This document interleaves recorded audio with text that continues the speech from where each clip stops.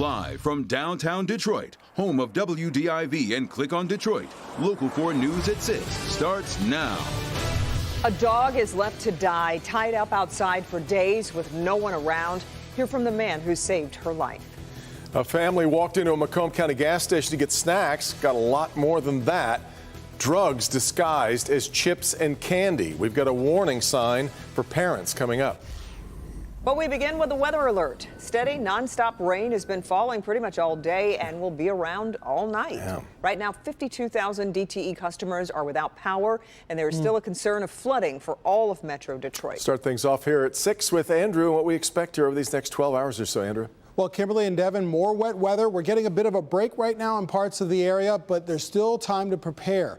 If power outages start to spread, the thing you want to do, make sure you charge any of your devices and be prepared for more water to fall from the sky. Look at how much has already fallen. 2 to 3 inches across much of the area. Nearly 2.5 inches over at Metro Airport, nearly 3 inches in Garden City, over 2 inches also in White Lake, Wixom, Highland.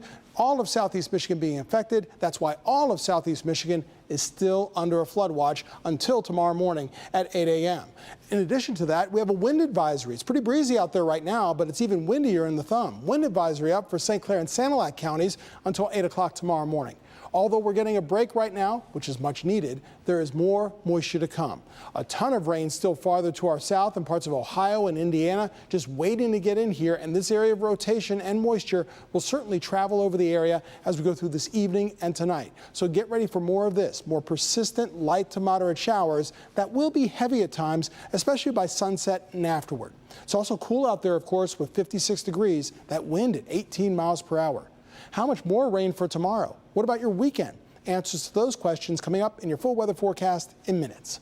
Andrew, so far the area has avoided the serious flooding that we saw in the storms over the summer. Great Lakes Water Authority says its pump stations are operating as intended, though there will be crews stationed there through tomorrow in case there's a problem. Macomb County sent video of its pumps firing up to prevent basement flooding. The rain did force organizers in Pontiac, though, to cancel today's scheduled events at Motorbella. Our cameras captured many exhibits filled with water and covered in tarps. Public opening of the event at the M1 concourse is set for tomorrow. If you don't already have the Local Forecasters app, now's a good time to download it. You can watch radar in real time, and our team will send alerts right to your phone about what's headed your way. You'll find it in your app store. Other news tonight, a dog is left to die outside a Detroit business with signs of abuse and neglect. Yeah, the dog was tied up for days on Hoover near 8 Mile on the city's east side. She'd been there for so long, the rope became embedded in her neck. Victor Williams introduces us to the man who saved her life.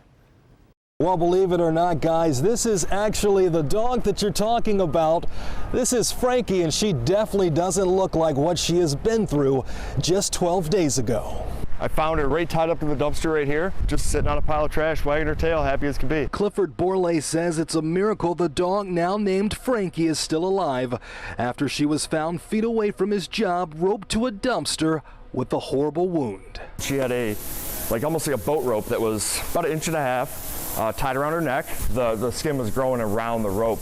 The organization Rebel Dogs Detroit stepped in to assist in helping Clifford pay for Frankie's veterinarian bills that were starting to grow.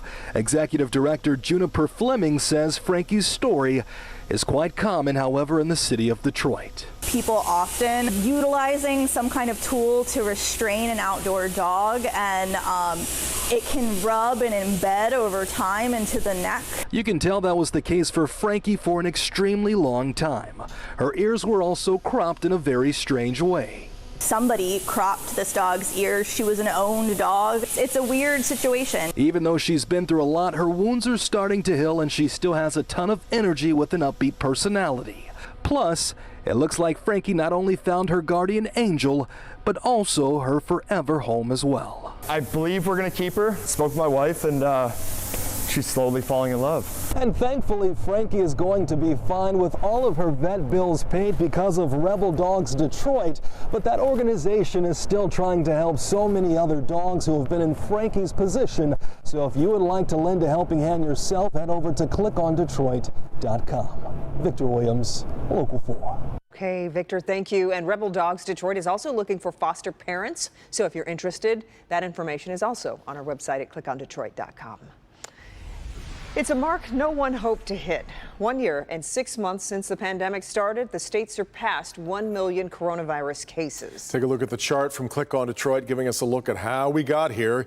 You see the biggest case spikes came in November of 2020 and then again in April of this year. Over the past 2 days, Michigan added 6,079 new cases to push us over 1 million total cases. Sadly, we lost another 81 lives, bringing the statewide death toll to more than 20,000. Today's milestone means nearly 1 in 10 Michiganders has gotten COVID. Interesting way to look at it. The 20 to 29 year age group makes up the largest percentage of infections in the state with 19% right now. Our vaccination rate sits at 67.3%. The coronavirus has changed so much in our lives. At 5, we looked at the toll it's taken on hospitals, and now we look at the impact to businesses. So many small business owners are working long days and weeks and doing the jobs of 2 or 3 people. Rod Maloney in Madison Heights with that part of the story. Rod? All across the state of Michigan, you find this. Yes, the store may be open, but it also has special hours because they don't have enough help. And now that COVID appears on the rise yet again, there's a lot of concern. At Betty Ross's restaurant, COVID proved a relentless foe. Julia Palevic owns the place and does the cooking. I'm doing it on my own, the big, like the cook part, where I don't have to pay somebody. But I also am doing 7 days a week, and it catches up to you. Along with the shutdowns, battles over masking, and reduced business, there have been building problems, a new roof, and plumbing that went awry. Then, a new air conditioning unit, a smaller one, and we had to put under when they were doing the roof, somehow they messed the hood up. I don't know if it was their fault, it just went down. I had to replace that. So when small business owners like Julia hear about higher COVID cases, they just brace for more stormy weather. National Federation of Independent Business spokesperson Amanda Fisher tells Local 4 about her Michigan membership. They want to be safe. They want to make sure they're keeping their customers and employees safe. But, you know, I think we've all come to this conclusion. We need to figure out how to live with this so that it's not completely disruptive. Julia needed a GoFundMe a few months back to stay afloat, and now she's fighting doubled food prices and the employee shortage. I swear to God, if you ask today, if I try to find somebody, they want more than I make. They want $20 an hour to fry eggs. And it's not in the budget. Now, the National Federation of Independent Business, Amanda told us today that the thing that they're really concerned about now is looking forward to what OSHA is going to come up with under President Biden's mandates in terms of the vaccine and what it's going to mean to small businesses. She says it could very well mean the end to some of those businesses. Reporting live, Rod Maloney, Local 4. So tough for so many. All right, Rod.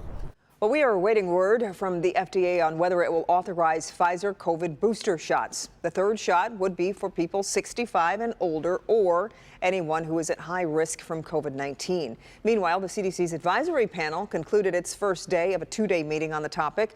They could vote on that proposed plan for boosters tomorrow, pending the FDA's decision. A Downriver High School student is arrested for bringing a gun to school and threatening to shoot a security officer. Happened this morning at Taylor High School. Police say a 15-year-old boy from Inkster brought a loaded gun in a fanny pack. The serial numbers had been filed off, by the way. Police say he threatened to shoot the school security officer and was taken into custody. Unfortunately, no one was hurt. Well, they look just like candy or snacks. You may not even think twice if you saw these for sale. But what's inside these packages isn't food. It's actually marijuana edibles. And Roseville police just busted a big illegal operation at a gas station, several $1,000s worth of edibles. Megan Woods reports on what parents need to look out for. What would you do if you went to the gas station, bought you a quick snack, you're about to open it, take a big bite, and then you realize it's a marijuana edible? Well, that's what happened to a Roseville family. They ended up going to the mayor, and that's what sparked this investigation. Well, the concern was that they went into the store and they were able to purchase what they thought were Gushers for $12.99, and that was a little outrageous on the price. So they looked at the back of the package, and it said, contains THC, keep out of the hands of children.